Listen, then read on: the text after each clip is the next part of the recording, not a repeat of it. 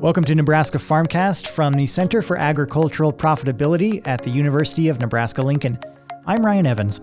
Even as pork prices have risen over the last couple of years, U.S. consumer demand has kept up, at least so far.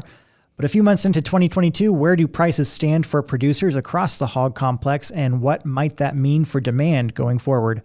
Dr. Elliott Dennis is an assistant professor and livestock economist in the University of Nebraska-Lincoln's Department of Agricultural Economics, and he has a new article that analyzes pork prices so far this year, and he joins me now to talk about that. Hi, Elliott. Hi, Ryan. And folks can find this, as usual, on our website, cap.unl.edu. Just in general, how is the pork market in 2022 so far comparing to the last year or two across the industry? Yeah, so we compare the 5-year average, which is really 2016 to 2020, and look at just 2021 pricing. We saw the same seasonal patterns, although we had significantly higher prices, particularly through the summer months. 2022 has really shaped up to be similar to 2021. And really what we've seen, if you were to look at all of the prices, the early wean pigs, the feeder pigs, the barrows and gilts, there's pretty much looks like a wedge in between 2021 and 2022. It's a pretty steady margin, really priced above that. That's probably the only downside that we've seen is in the early weaned pigs, and those prices have started to decline. But I think some of that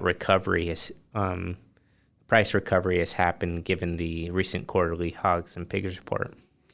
Yeah, the first one's out for the year now. So how does this change, or that report change those expectations? Yeah, I think if anything, it just continues to support those. And really, the market was what we consider a market surprise. And really what that means is the trading expectations were higher than what inventory was suggested by USDA. And in some cases, it was almost 2% lower than trade expectations. And what this ultimately does is this probably raises prices for producers, continues to raise them throughout the year, at least into this early summer months, probably by 3.5% to 4%. And then the fall months, they were probably still elevated about 1% to 2%.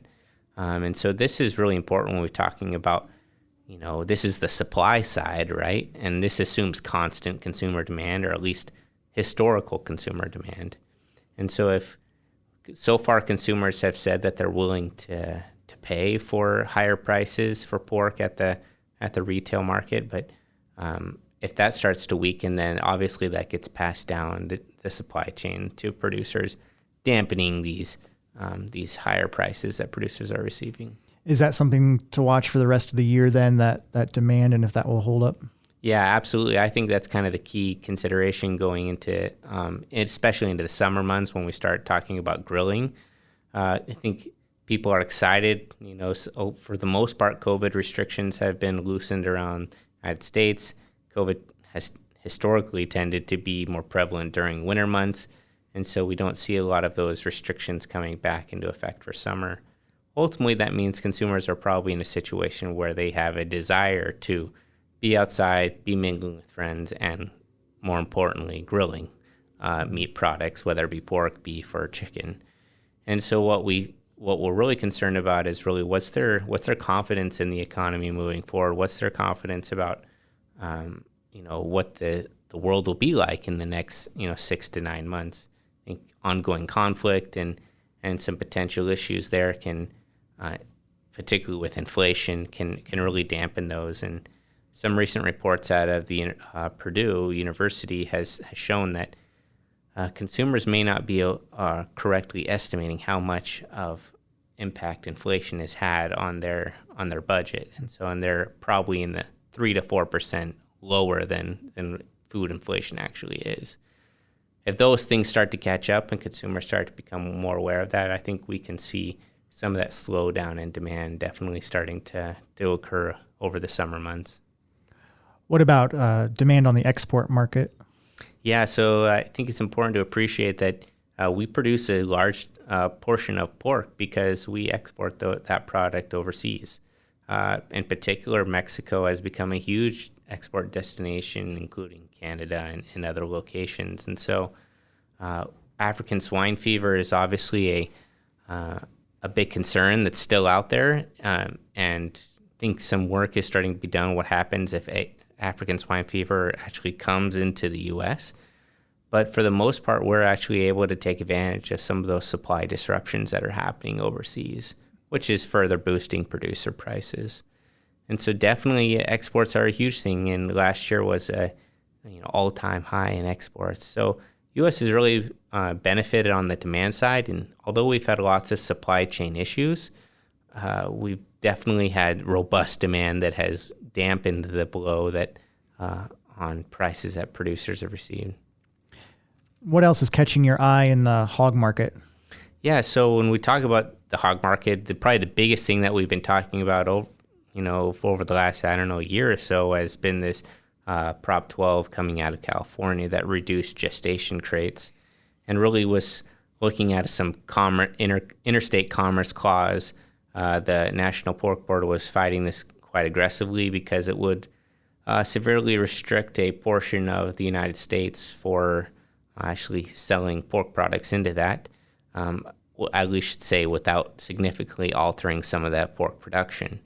And so the Supreme Court has agreed to hear this case, which is I think a positive direction for the pork industry.